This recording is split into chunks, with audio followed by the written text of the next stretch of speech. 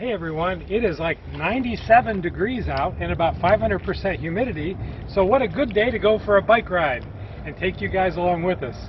So if I get heat stroke, you'll get to witness it live on YouTube. I have, let's just see what we have here, 131 miles on the odometer, and so since our last video, I've had a chance to do a lot of riding and kind of figure things out how they work. And one of the questions that came in was, what about this PAS mode, this pedal assist? How exactly does it work on the Lectric XP? And what about cruise control? So I'm going to be demonstrating that today as we go out for our probably 8-mile ride around our some backcountry roads here near my neighborhood. So come along with me. I got my GoPro mounted on the helmet, secured with some duct tape to make sure it doesn't come flying off as I'm driving, because I don't want to lose my GoPro.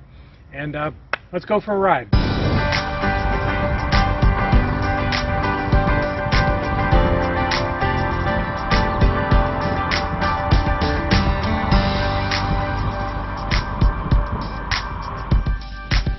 So the PAS mode, PAS actually stands for pedal assist speed. It's not pedal assist that's based on how hard you're pushing on the pedals.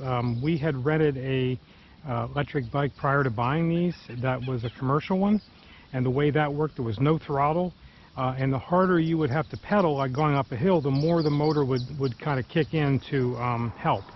And so it was based on how hard you're pressing on the pedal. This does not work that way. This has a simpler controller. There are just 5 pedal assist preset speeds. So think of it as a cruise control where you have like a pedal assist 1 is like 7 miles an hour, pedal assist 2 is around 10 miles an hour or 11, pedal assist 3 is like 15, up basically from 7 to 20 miles per hour. So when you're on that mode, as long as you're pedaling, you don't have to be pedaling hard, you just have to be moving the pedals.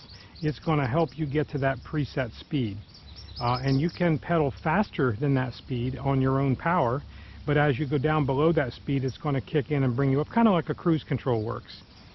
So that's something a little bit different to get used to, and I'm going to demonstrate that here in a minute. There's also a way to set cruise control.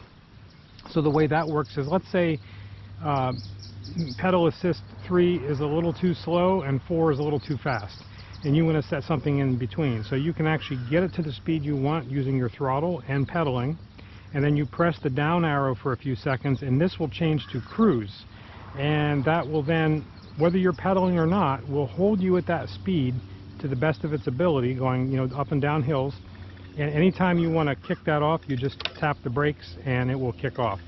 So you can be pedaling along with it, or you can be just relaxing and it's going to just hold you at that speed. You do not have to hold the throttle in that case. So with pedal assist, you need to be pedaling, and as soon as you stop pedaling, it'll kick off, and when you start pedaling, it'll kick on again and try to bring you to that speed. With cruise, you don't have to be pedaling, you don't have to be holding the throttle, it'll just hold you at that speed the whole time. Okay, so to demonstrate that, I'm going to start on pedal assist 1, and I'm just going to go down this fairly level backcountry road. And one way to get started, if you're in a higher gear to get started, instead of downshifting all the time, you can just use the throttle to sort of get you started, and then you're off and running. Okay, so as I start to pedal, about 2 revolutions of the pedal, and the motor will then kick in, and it will bring me up to pedal assist 1 speed, about 7-8 miles an hour. So just nice relaxing ride around the neighborhood. It's nice and slow. If I want to change it, I just use my up and down arrows here. I can change it to pedal assist 2. It'll instantly kick in and bring me up to the next speed. It's like around between 10 and 11 miles an hour. If I stop pedaling, the motor will stop and I can slow down. And once I start pedaling again, it'll bring me back up to that preset speed. The other thing, anytime you tap the brakes, it automatically cuts off the motor, like a cruise control in your car. So I'm going to get back up to pedal assist 2.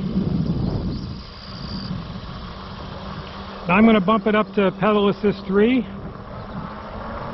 and it takes me up to about 15 miles an hour.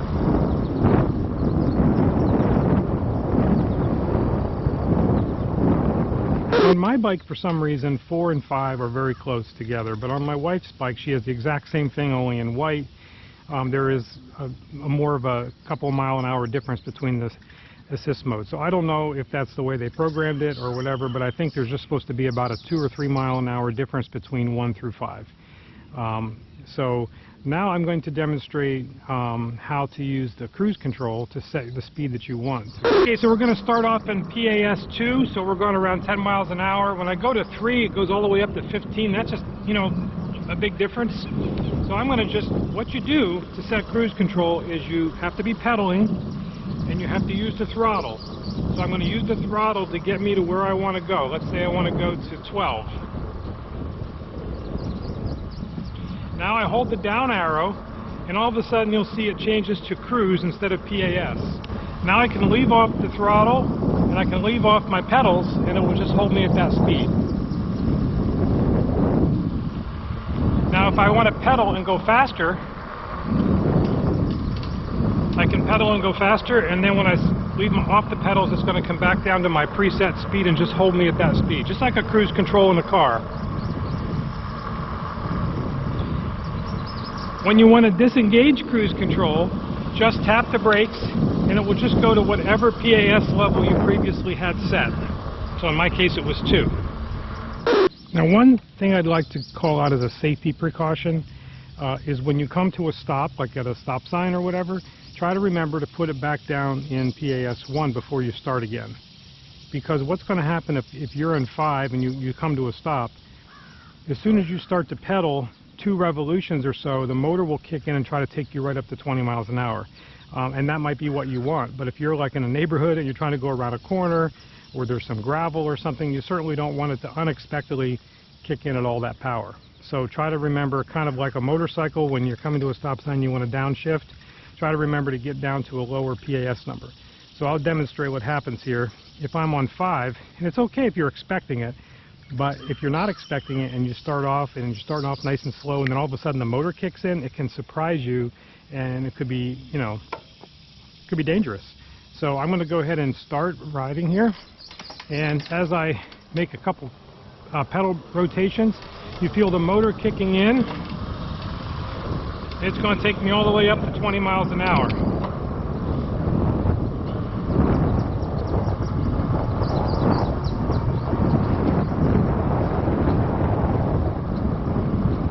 Now, it is a gradual. It starts off, like after a couple revolutions, it starts off, it brings you up a little bit at a time, and then kicks in from 15 to 20. So it's not like it's going to just go full speed and you know, cause an accident. I'm just saying, if you're not expecting it, and let's say you're at a stop sign, you're making a turn, and all of a sudden it kicks in at a higher power than what you're expecting, it can surprise you and cause a problem. It happened to my wife one time,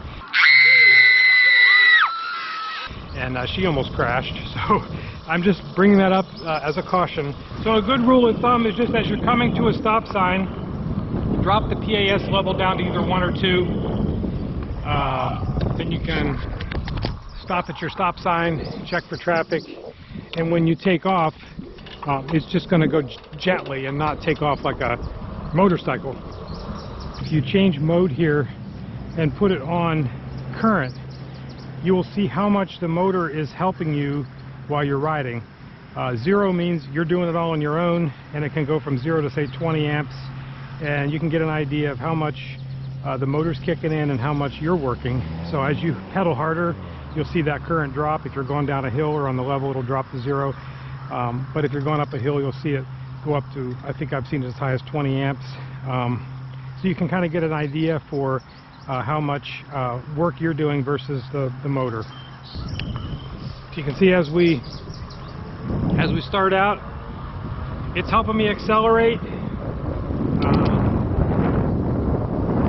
And once we get up to speed, it's only kicking in 2 amps. All right, we're coming up to this hill. So as we start going up the hill, you'll see the motors helping me keep it at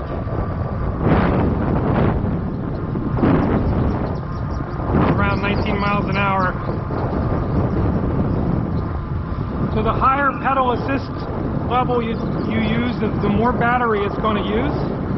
obviously, because you're going to go faster. It's going to kick in more as you're going up a hill.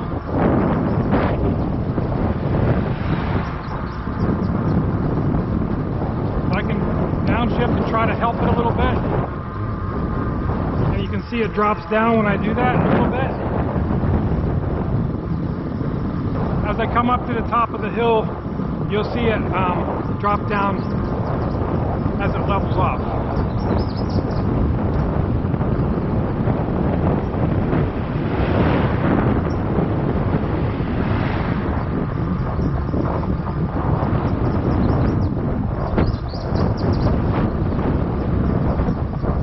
With this bike, you can get as much exercise or as little exercise as you want. You can set it on cruise control like this and just take your foot off the pedals and take a break and let it keep going for you automatically.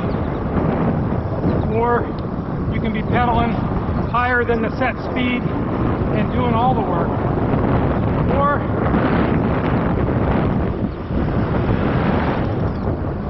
Or you can drop down to pedal assist 0. Pedal assist 0 is just running it like a regular bike and you're doing all the work.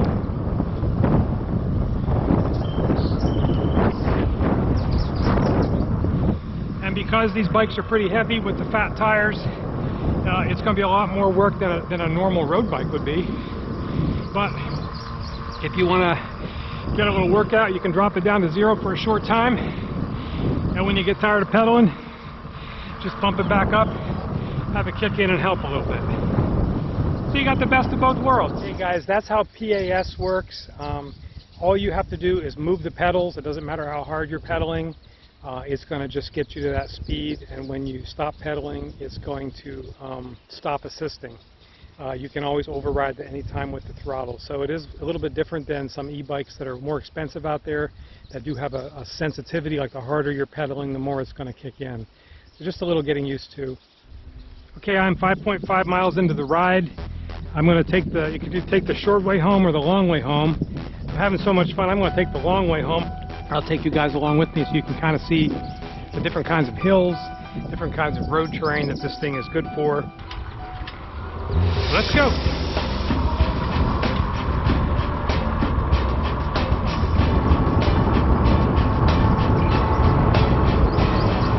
I hit a grade, I try to downshift a little and help the motor out, get a little workout.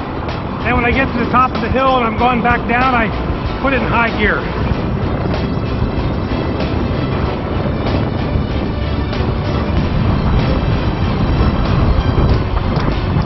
I can really feel it helping out on this hill. My heart rate's up, but not like it would be without the motor. It would be quite a incline here. When you get out in the sun, it gets pretty warm.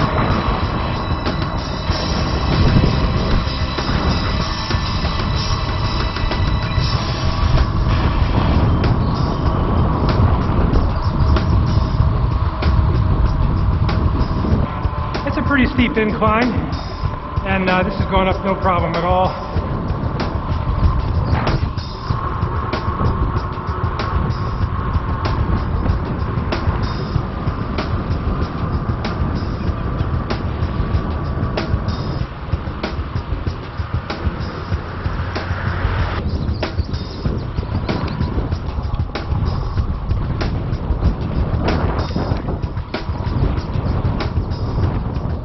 Okay, we're back home. It was 10.9 miles and 52 minutes. I did stop to do some filming and water breaks and stuff, so it was probably a 45-minute ride, and you can see my energy bar is about 3/4. I'd say half to 3/4. As you start to go, it goes down a little bit. So pretty good. I was pretty much in pedal assist 4 and 5 most of the time, and lots of hills. So that did pretty good, and it's 90-some degrees out, but I've worked up a little bit of a sweat, but honestly, you can still get out and have some exercise even when the weather's hot. This is doing most of the work, and you can get that nice cool breeze. So I hope you enjoyed this video. Hope I was clear about how the PAS mode works and the cruise control. If not, please post your comments on the video, and I'll try to answer them. Subscribe to our channel for more young and hard adventures, our RV adventures, our biking adventures, our just adventures in general. And we will see you guys in the next video.